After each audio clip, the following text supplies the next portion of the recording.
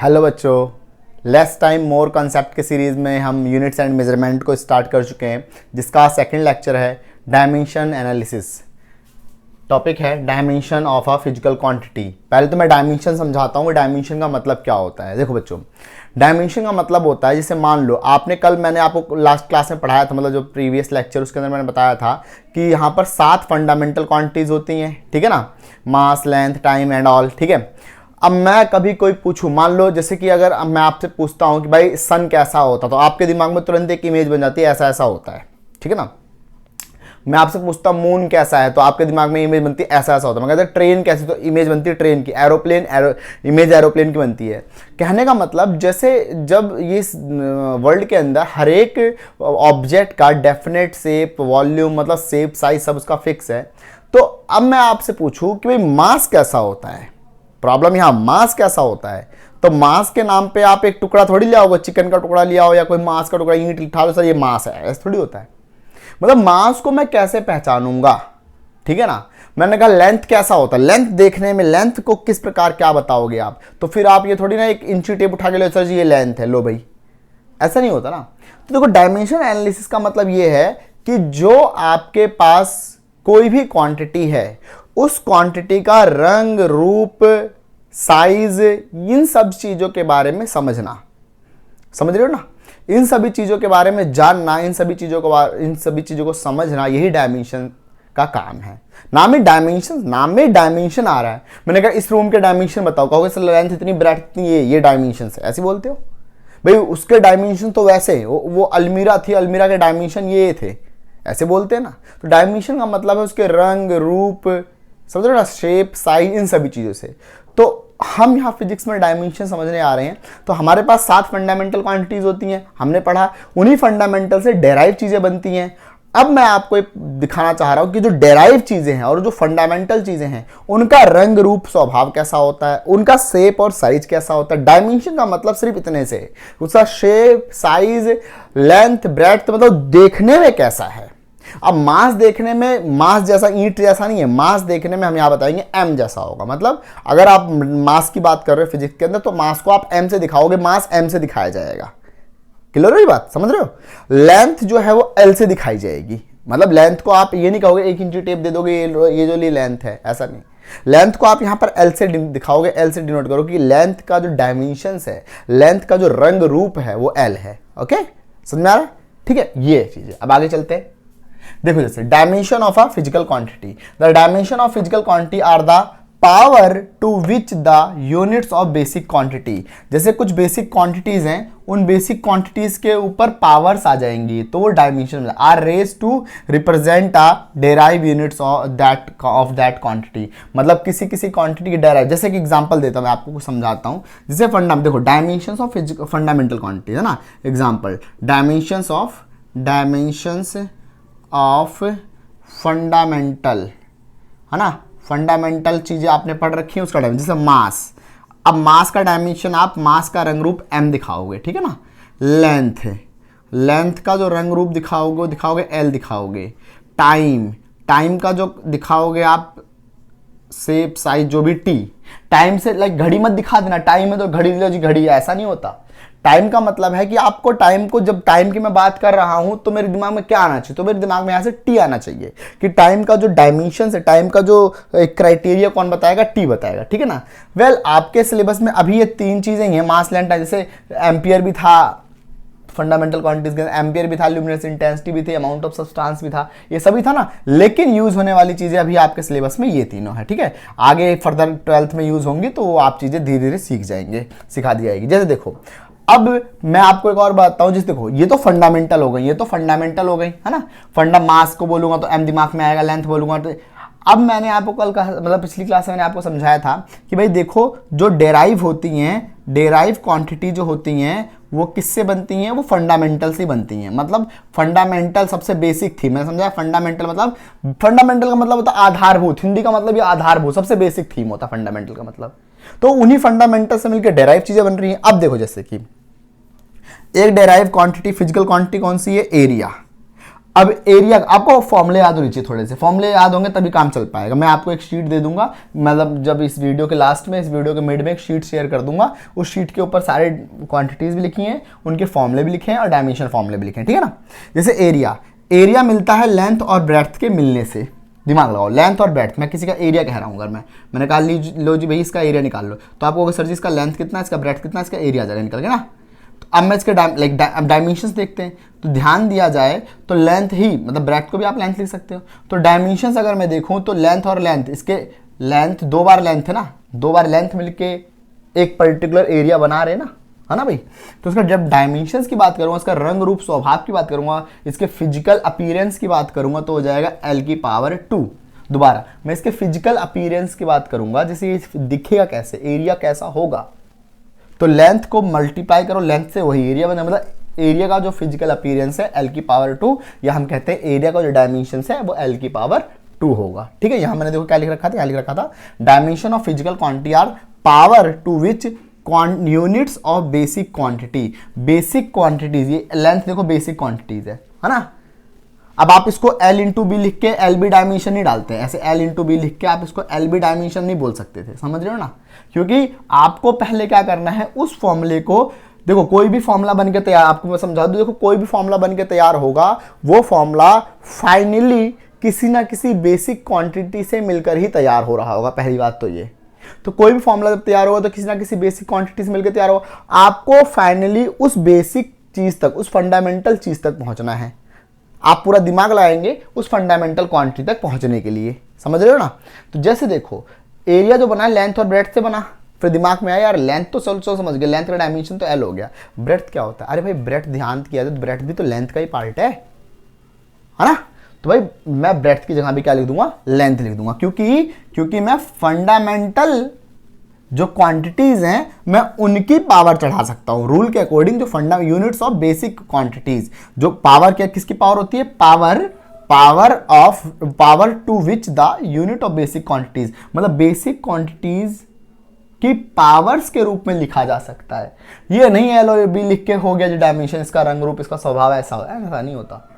आपको पहले उसके बेसिक चीज तक पहुंचना है, फिर उसको लिखना है। जैसे कि L इंटू बी, तो जब L की बात करो तो जी L हो गया, ब्रेड्थ भी तो एक प्रकार से लेंथ ही है।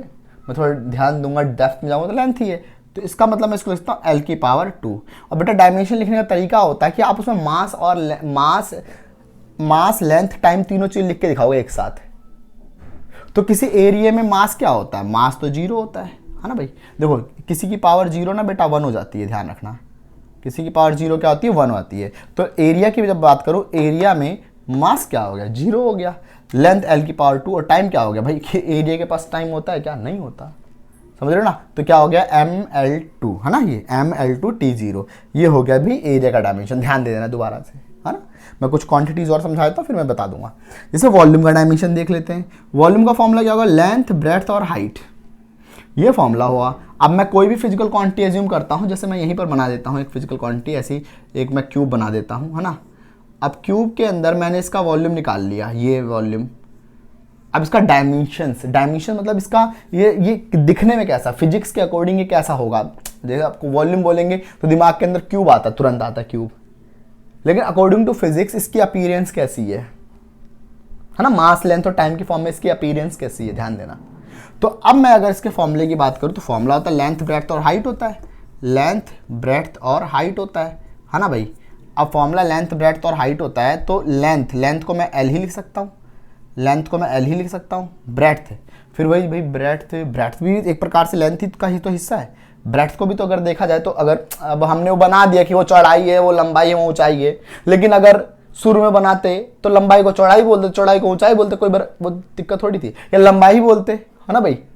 तो उसी प्रकार से ब्रेड्थ भी आपका L ही बन जाएगा और हाइट भी क्या हो जाएगा L, क्योंकि तीनों की यूनिट्स अगर आप बात करें तो यूनिट्स, इसकी भी यूनिट मीटर होती है, इसकी भी यूनिट मीटर होती है, इसकी भी यूनिट मीटर होती है ना। आप ये भी फोकस कर सकते हो कि फाइनली घूम फिर के उसके यूनिट के पास चले जाओ, है ना। तो क्या हो गया, L की पावर 1, L की पावर 1, L की power 1, it will become equals to L की पावर 3। लिखने का तरीका क्या होता है, लिखने का तरीका होता है मास और टाइम दोनों दिखाना पड़ेगा, लेकिन मास इसके पास 0 और टाइम भी क्या होता है इसके पास जीरो, क्योंकि वॉल्यूम का उसको टाइम थोड़ी होता है ऐसे, समझो ना भाई। अब मैं वॉल्यूम की बात कर रहा हूँ, वॉल्यूम की बात, तो वॉल्यूम के पास टाइम ये क्या होता है भाई, ऐसे थोड़ी। मास के पास टाइम थोड़ी हो सकता है, लेकिन मास एक अलग क्वांटिटी, टाइम एक अलग क्वांटिटी है।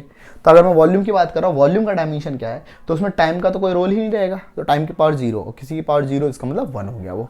ठीक है बच्चों। अब बात करते हैं डेंसिटी। डेंसिटी का फॉर्मूला था मास अपॉन वॉल्यूम, ध्यान देना, डेंसिटी का फॉर्मूला था मास अपॉन वॉल्यूम। अब मास का डायमेंशन क्या होता है, अब देखो डेंसिटी का फॉर्मूला होता है मास, अब मास का डायमेंशन तो m ही रह जाएगा, ध्यान देंगे दोबारा, मास का डायमेंशन क्या होगा m, क्योंकि मास तो मास एक इंडिपेंडेंट फिजिकल क्वांटिटी है ना, मास तो कल मैंने समझाया था एक इंडिपेंडेंट फिजिकल क्वांटिटी है। और वॉल्यूम का डायमेंशन क्या हो गया आपका l की पावर 3 है ना, तो it will become equals to l की पावर 3। अच्छा, इन रूल होता है, इनको साथ में लिखना होता है, ठीक है ना भाई। तो ये जंप करके ऊपर जाएगा, जंप करके ऊपर जाएगा तो m की पावर 1 बन जाएगा, l की पावर -3। अच्छा, डेंसिटी के पास कोई टाइम होता नहीं, दैट्स वाई t की पावर क्या हो गई, 0 है ना। तो t की पावर 0 का मतलब फिर वही कि ये 1 हो गया। ओके, अब ये देखो स्पीड आ गया, स्पीड क्या था, डिस्टेंस अपॉन टाइम।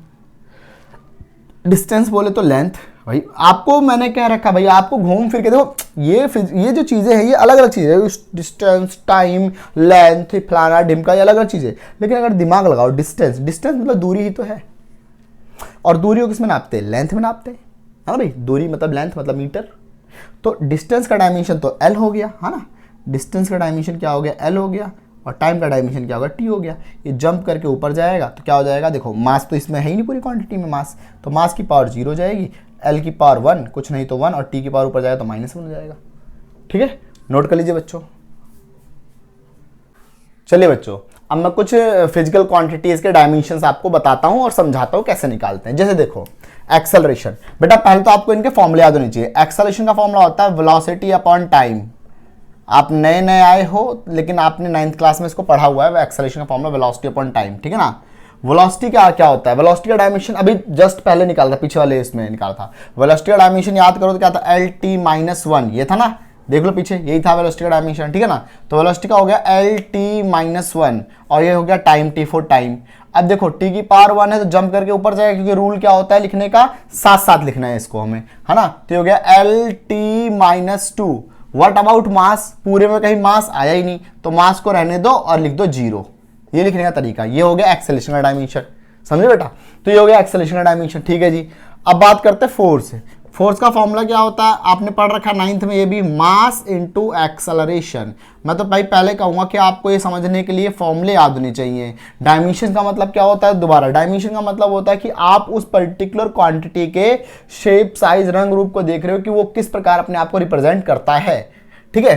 तो देखो मास का डायमेंशन क्या होता है, मास का डायमेंशन होता है m, है ना, मास का डायमेंशन m होता है। और एक्सेलरेशन का डायमेंशन अभी तो निकाला आपने ऊपर, डायरेक्ट उठा के डाल दो। देखो नहीं डालोगे तो फिर वही एक्सेलरेशन का फॉर्मूला ओपन करो, फिर वेलोसिटी का फॉर्मूला ओपन करो, फिर आपने पहुंचना तो वहीं तक है, समझ रहे हो ना। लेकिन एक्सेलरेशन का डायमेंशन आपने ऊपर निकाल रखा है तो ऊपर उठा के डाल दो यहाँ से LT-2, क्योंकि देखो सर जी मास तो यहाँ 0 है तो उसको रखने का कोई फायदा नहीं, यहाँ तो मास है, तो यहाँ मास होने की वजह से मास की पावर 1 हो गया, LT-2 था, LT-2। और बेटा ये तो बहुत इंपॉर्टेंट है, ये आपको हर एक टीचर प्रेफर करेंगे कि आपको कम से कम, मान लो हर एक फिजिकल क्वांटिटी का डायमेंशन नहीं याद आपको, लेकिन कम से कम आपको फोर्स का डायमेंशन याद होना चाहिए, MLT-2। जस्ट भाई फोर्स का डायमेंशन आपको कम से कम याद होना चाहिए, MLT-2, ये जरूर याद होना चाहिए, इंपॉर्टेंट, बहुत ज्यादा इंपॉर्टेंट है। वर्क क्या होता है, फॉर्मूला वर्क क्या होता है, force into displacement, force into displacement होता है, डिस्प्लेसमेंट, ठीक है। आप पढ़ेंगे हायर FD cos थीटा पढ़ेंगे आप आगे के। अब सर जी फोर्स का डायमेंशन क्या होता है, तो फिर वही करूं, फोर्स के लिए मास इंटू एक्सेलरेशन के पास जाऊं, फिर वेलोसिटी अपॉन टाइम के पास जाऊं, मतलब मैं फिर फोर्स को एलैबोरेट करूं। उससे अच्छा तो ये कि फोर्स का डायमेंशन मैंने निकाल रखा है, इसीलिए कहते हैं बहुत इंपॉर्टेंट है, क्योंकि बहुत ज़्यादा यूज होता है ये। तो फोर्स का डायमेंशन ये रहा MLT-2, है ना, और डिस्प्लेसमेंट ये रहा। अगर ध्यान देंगे तो सर जी डिस्प्लेसमेंट क्या होता है, डिस्प्लेसमेंट को अगर मैं बहुत छोटे पैमाने पे, बहुत छोटे अमाउंट में सोचूं तो एक प्रकार है लेंथ ही तो है ना। तो डिस्प्लेसमेंट की जगह मैं क्या डाल दूंगा, लेंथ डाल दूंगा ना, लेंथ की पावर 1। तो m की पावर 1 और l की power 1, it will become equals to, देखो बेस सेम तो पावर्स ऐड हो जाएंगी, m की पावर 1 l की power 2 T-2, it is the dimension of work. उस तरीके से पावर का डायमेंशन क्या होता है, पावर का फॉर्मूला होता है वर्क अपॉन टाइम। अब देखो भाई ये सब आपस में आ गए ना, लिंक्ड है सारे के सारे, फॉर्मूले आपको सारे होने चाहिए भाई, ध्यान रखना। वर्क का डायमेंशन क्या होता है, अभी आपने 2 मिनट पहले निकाला, ml/2t-2। नहीं पता होगा फिर आपको ही करना पड़ेगा कि पहले वर्क का फॉर्मूला डालो, फिर फोर्स का डालो, फिर बड़ा लंबा। टाइम का डायमेंशन टी होता है, टाइम नीचे ना देखो, वर्क का डायमेंशन मैंने एज इट इज उठा के रख दिया यहाँ पर, टाइम का तो टी होता ही है, ये जंप करके ऊपर जाएगा क्योंकि सब साथ में लिखना होता है। It will become equals to m की power that is t-3। Okay, तो ये ऐसा हो गया क्योंकि जब ऊपर जाएगा, मैं इसको और थोड़ा समझा देता हूँ, क्या पता किसी किसी को समझ में ना आए। टी की पावर -2 और जब टी की पावर +1 जाएगा, टिल बिकम टी की पावर -1, तो ये जाएगा ml/2t-3 है ना। तो ये हो गया, इसका डायमेंशन हो गया। ठीक है, अब प्रेशर का फॉर्मूला क्या होता है sir ji? Force upon area. मैंने कहा था ना फोर्स बहुत जरूरी है। ये रहा फोर्स का डायमेंशन, ये रहा, उठा के डाल दो, वरना फिर आप फोर्स को ओपन करो। फोर्स क्या होगा? मास इनटू एक्सेलरेशन, फिर एक्सेलरेशन क्या होगा? वेलोसिटी अपॉन टाइम, और लंबा है। डायरेक्ट फॉर्मूला याद रखो, पुट कर दो ml/t-2। और एरिया क्या होता है? एरिया होता है लेंथ इनटू ब्रेड्थ होता है। लो जी, मान लो इसको ओपन कर लेते हैं ना। देखो, लेंथ इनटू ब्रेड्थ, थोड़ा और ध्यान दें तो ब्रेड्थ भी तो लेंथ ही होता है भाई। मतलब उसको अगर मैं थोड़ा फंडामेंटल पे जाऊंगा, ब्रेड्थ के फंडामेंटल बेसिक पे जाऊंगा, तो लेंथ ही तो एक प्रकार से, इस लेंथ से तो ये लेंथ चला गया, तो it will become equals to mt-2, और नीचे ये l आ गया, l की पावर 1, क्योंकि इसके यहाँ ये आ गया है ना। ये जंप करके ऊपर जाएगा तो जगह m, l की पावर नीचे +1 है, ऊपर जाएगा जगह -1t-2। ओके, तो ये आ गया किसका? प्रेशर का डायमेंशन आ गया। उस तरीके से मोमेंटम, भाई फॉर्मूला आपको याद होना चाहिए। मोमेंटम का फॉर्मूला याद होगा, जैसे नॉर्मल यहाँ पर मोमेंटम फॉर्मूला याद होना चाहिए। मोमेंटम का फॉर्मूला क्या था? Mass into velocity. अब मास का डायमेंशन तो मुझे पता सर जी क्या होता है? m होता है। और वेलोसिटी का डायमेंशन क्या होता है? या तो फिर नहीं पता तो इसका फॉर्मूला अपन करो, वेलोसिटी डिस्प्लेसमेंट अपॉन टाइम होता है, फिर आगे जाओ। लेकिन जैसे मुझे पता है, आपको अब याद कर लेना आप सब भी, मुझे पता है LT-1 होता है, तो LT-1, तो इसका डायमेंशन हो गया m1LT-1। ओके, ये डन हो गया। ठीक है ना भाई, कितना आसान है। 10वां, इम्पल्स का फॉर्मूला क्या होता है? Force into time. फोर्स का डायमेंशन क्या होता है? फोर्स का डायमेंशन होता है, अभी देखो यहाँ निकाल रखा ना, ml/t-2। और टाइम का डायमेंशन क्या होता है? टाइम का t होता है ना। देखो, ये तो फोर्स का हो गया और ये t का हो गया। t की पावर कुछ नहीं तो +1, क्योंकि टाइम मल्टीप्लाई में, तो अभी तो यहाँ मल्टीप्लाई में रहेगा। अरे भाई ये क्या हो गया? ये देखो, t की पावर -2, t की पावर +1, ये तो जुड़ जाएगा, बेस सेम, तो पावर ऐड हो जाती है। तो पावर ऐड होकर क्या होगा? ml, 2 में से 1 गया तो 1 बचा, t-1। वाह, ये तो एक जैसा हो गया। देखो, ये तो ये और ये तो एक जैसा हो गया। हाँ जी बिल्कुल, ये दोनों एक जैसा हो गया। कैसे? क्योंकि भाई मोमेंटम और इम्पल्स दोनों सेम होते हैं। जब लॉज ऑफ मोशन आप पढ़ोगे ना, तो वहाँ पर आपको प्रूफ करके दिखाया जाएगा। मैं ही आपको प्रूफ करके दिखा दूंगा कि दोनों एक ही क्वांटिटी होती है। तो दोनों एक क्वांटिटी, तो डायमेंशन भी दोनों के सेम ही होंगे। बिल्कुल, देखो ये भी एक मैथमेटिकल प्रूफ हुआ करेगा आगे जाके कि अगर डायमेंशन इक्वल है तो उसका मतलब क्वांटिटी सेम है, भले नाम अलग अलग है। समझ रहा? मस्त चीज़ है। चलो नोट कर लो फटाफट। चलिए बच्चों देखो, अभी एक दो क्वेश्चन हैं। ये वाला क्वेश्चन तो खैर बहुत इंपॉर्टेंट है, काफ़ी बार CBSE एग्जाम वगैरह में पूछा देखा गया है। Name the physical quantities whose dimension formula are as follow. अभी मैंने समझाया ना पूरा। तो अब इन दोनों क्वांटिटी के नाम बताओ जिनका डायमेंशन फॉर्मूला ये है। मैंने बेटा आपको पहले समझा रखा है, आप फोर्स को हमेशा सुपीरियर लोगे, फोर्स बहुत ज़्यादा काम आता है। यहाँ भी देखो, यहाँ भी फोर्स का काम है। तो भाई ये डायमेंशन दे रखा है, ये कौन सी फिजिकल क्वांटिटी का डायमेंशन है आपको यही बता रहा है। दोबारा, जैसे ये डायमेंशन है, अब ऐसे तो नहीं पता कौन से का है, तो हम इसको तोड़ेंगे मरोड़ेंगे थोड़ा सा, तब जाके एक क्वांटिटी निकल के आएगी, कहेंगे उसका डायमेंशन था। जैसे कि देखो, अगर मैं इसको ऐसे करूँ ml/t-2, देखो ये है ना ऐसा, तो क्या मैं इसको ऐसे ही लिखता? देखो ml/t-2, तो देखो L1 तो बात तो सेम है। लेकिन ये मुझे पता ये किसका डायमेंशन है? ml/t-2, ये तो फोर्स का डायमेंशन है, फोर्स। और लेंथ बोले तो डिस्प्लेसमेंट है ना, फोर्स ये हो गया डिस्प्लेसमेंट। और फिर मेरे को याद है फोर्स इंटू डिस्प्लेसमेंट किसका फॉर्मूला होता है? वो तो वर्क का होता है। ओहो अच्छा सर जी, इसका मतलब ये जो डायमेंशन है किसका है? वर्क का। तो ये जो डायमेंशन है वर्क का डायमेंशन क्या है? ml/2t-2। आपको कुछ इस प्रकार से जाना है हमेशा। मतलब ये जो फॉर्मूले दे रखे होंगे ना, इसमें आप ना फोर्स को सुपीरियर लो, दिमाग फोर्स से लगाना स्टार्ट करो, क्योंकि कहीं ना कहीं फोर्स से लिंक खाता हुआ आएगा ही आएगा। हाँ छोटा मोटा है तो थोड़ा अलग दिमाग उसमें लगा सकते हो कभी कभी। जैसे देखो अगला सेकंड वाला क्वेश्चन देखो, ये हो गया Ma2T-3। अब ये कैसे करूँ मैं भाई, इसके अंदर तो ये आ गया भाई, ये तो है ही नहीं, फिर मैं इसको थोड़ा तोड़ता मरोड़ता हूँ। इसमें क्या मैं ऐसे लिखता हूँ, Ma2 इंटू में L डिवाइडेड बाई T, ऐसे लिख सकता हूँ।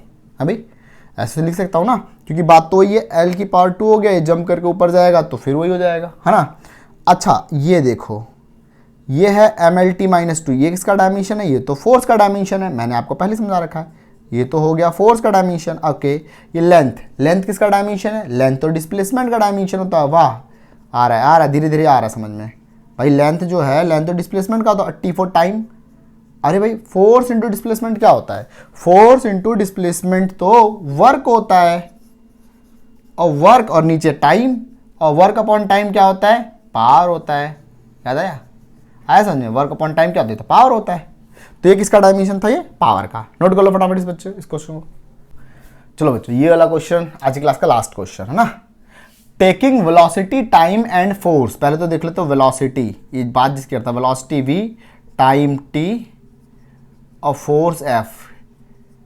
Taking fundamental quantities, find the dimension of f। ये फंडामेंटल क्वांटिटीज है। ये मतलब सर, मतलब ये है कि जैसे वेलोसिटी को v, टाइम को t, f को f, फोर्स को f, मतलब ये फंडामेंटल मानो। जैसे फंडामेंटल क्या था, मास लेंथ टाइम में फंडामेंटल था, लेकिन क्वेश्चन ने डिमांड दे दी कि आप इसको और नहीं खोलोगे, आप इसको आगे नहीं खोलोगे, आप इसको फंडामेंटल की तरह ही ट्रीट करो। और फंडामेंटल की तरह ट्रीट करते हुए किसका डायमेंशन लिखो, मास का डायमेंशन निकाल के दिखाओ, है ना। चलो करते आओ। अब फिर मैं आपसे कहूंगा कि मैं क्या करूंगा, मैं फोर्स को पकड़ूंगा, क्योंकि फोर्स एक ऐसा फॉर्मूला है जिसमें सब आ जाएगा, है ना। आओ देखते हैं। क्योंकि फोर्स जो होता है वो क्या होता है, मास इनटू एक्सेलरेशन।